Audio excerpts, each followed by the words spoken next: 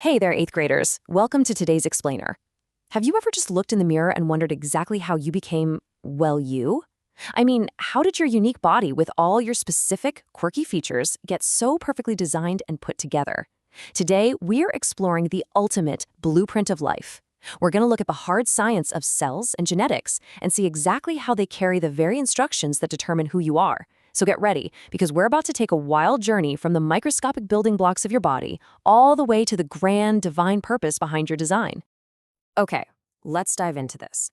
Before we even think about looking at cells under a microscope, we really need to understand the big picture. This quote from Psalm 139, verse 16, is basically our foundational starting point today. It says, "Your eyes saw my unformed body. All the days ordained for me were written in your book."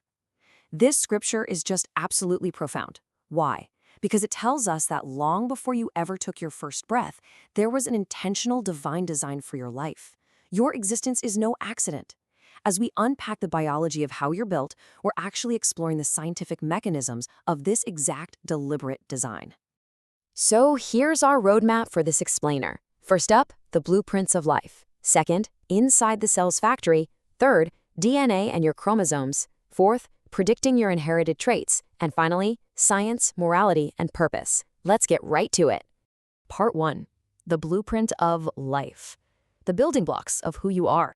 Think about it. The story of literally every single living thing, whether we're talking about a massive oak tree, a golden retriever, or you, starts at the microscopic level.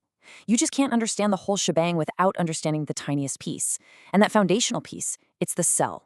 All living things begin as cells. It's basically the biggest idea in biology. But look, understanding these cellular building blocks isn't just about passing your next science test. It is absolutely crucial for the real world. Grasping how cells function is the exact knowledge that drives modern medicine, helps us innovate in agriculture to feed the whole world, and honestly even allows detectives to solve super complex crimes. When we look at the sheer order of a single cell, it completely proves that our existence is part of an amazing plan. You are designed with a purpose. Section 2. Inside the cell's factory. Meeting the organelles. So what's actually going on inside one of these microscopic marvels? I want you to imagine the cell not just as some tiny blob of jelly, but as a highly efficient, incredibly busy factory. And just like any factory, there are different departments and machines that have very specific jobs to keep the whole operation running smoothly. And this brilliantly illustrates exactly how those departments work. In biology, the parts of the cell are called organelles. First up, the nucleus. Think of this as the control center of the cell, basically the boss's office where all the master instructions are kept under lock and key. Next, we have the mitochondria. Think of this as the home electricity or the power plant. The mitochondria give energy to the cells so it can actually do its work. Finally, the ribosomes. These are your protein builders, kind of like the workers on the assembly line, constructing the materials the cell needs to survive. Every single organelle knows its role perfectly. Section 3. DNA and your chromosomes. The instruction manual. All right, let's see how all this builds into our next concept. We're going to zoom in even further now. Imagine walking through that busy cell factory and opening the door to the nucleus, that control center we just talked about. Inside those secure files, you'll find deoxyribonucleic acid, or thankfully, DNA for short. DNA is basically a code that tells your entire body exactly how to grow. To make this super easy to visualize, think of DNA like a massive master recipe book for making you.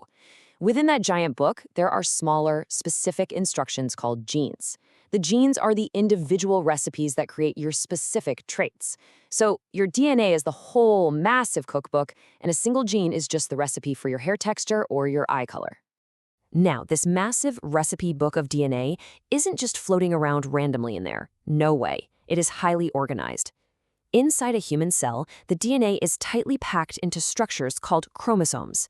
And the exact number of chromosomes neatly arranged inside a normal human cell is 46. But hey, you didn't just get 46 chromosomes out of nowhere, right? God's design for life involves this really beautiful partnership. You receive 23 chromosomes from your mom and 23 chromosomes from your dad. These two halves combine perfectly to form your complete set of 46. This is the literal, exact mechanism of how traits are passed from parent to offspring. You are quite literally a perfect, combined reflection of the genetic instructions passed down to you. Section 4. Predicting your inherited traits. The genetic code in action. Okay, we've talked about the what and the how of chromosomes, but let's play detective and solve a real biological mystery. How in the world can two brown-eyed parents have a blue-eyed child? Just think about that for a second. If mom has brown eyes and dad has brown eyes, shouldn't their genetic recipe book only contain the instructions for brown eyes? Well, in genetics, we use a super cool tool called a Punnett square to predict the probability of certain traits popping up in offspring. And the Punnett square reveals a fascinating secret about how traits can actually be hidden and passed on. So the crucial point is understanding something called a recessive gene. A recessive gene is basically a hidden genetic trait that only appears in a child if both parents carry and pass down that exact same gene. In our little mystery, brown eyes are dominant, but both parents secretly carried the hidden recessive gene for blue eyes. When they both passed that specific recessive gene down to their child, boom, the blue eyes appeared. It is a brilliant game of genetic probability, showing just how carefully and intricately life is really arranged. And you know, it's not just eye color. Your genetic recipes determine a massive variety of inherited traits. Do you have dimples when you smile? Yep, that's genetic. Do you have naturally curly hair? Or maybe a specific blood type? All of these are inherited traits passed straight through your genes. Whether it's dimples, curly hair, or your blood type, your traits are a direct result of these careful arrangements. It totally showcases how your life is deliberately designed with purpose. Section 5. Science, Morality, and Purpose. Tying it all together. Okay, we've been zoomed way in on the microscopic science, the DNA, the organelles, the Punnett squares. Now we're going to zoom back out to look at our overarching spiritual and moral significance. But first, let's do a rapid-fire review of our pedagogical concepts to make sure you're totally ready for your homework. Ready? Question 1. What do organelles do? They're the specialized factory workers of the cell, like the nucleus, mitochondria, and ribosomes. Question 2. What is DNA and where is it? It's the master recipe book of life, securely located in the nucleus. Question 3. What are chromosomes? They're the highly organized structures of DNA, and humans have 46 in total. Question 4. How do genes determine traits? Well, genes are the individual recipes passed from parents that give you features like curly hair. And question 5. How does Psalm 139 relate to genetics? It reminds us that all this mind-blowing biological complexity was ordained and seen by a divine creator before we were even formed. Now, what's really interesting about this is how it completely captures the core philosophy of the HeroesmartAcademy Godly Learners series. We intentionally intertwine this amazing life science education with biblical morality for one very simple, powerful reason. Education without morality will hurt. Seriously, think about it. What is the point of knowing everything there is to know about DNA, being super smart and supposedly educated, if you just go out and make choices that hurt yourself and the people around you? True education absolutely must be guided by a moral compass. This idea is perfectly captured in Romans chapter 8, verses 6 and 7, which promises peace of mind to everyone who keeps his or her mind spiritual. When we align our incredibly complex, brilliantly designed minds with spiritual truth, we experience real peace. It perfectly intertwines our biblical morality directly with our life science education. Because when you truly understand the unbelievable order happening right now inside your own cells, it really helps you appreciate the spiritual order God desires for your life. I want to leave you with this final thought as we wrap up this explainer.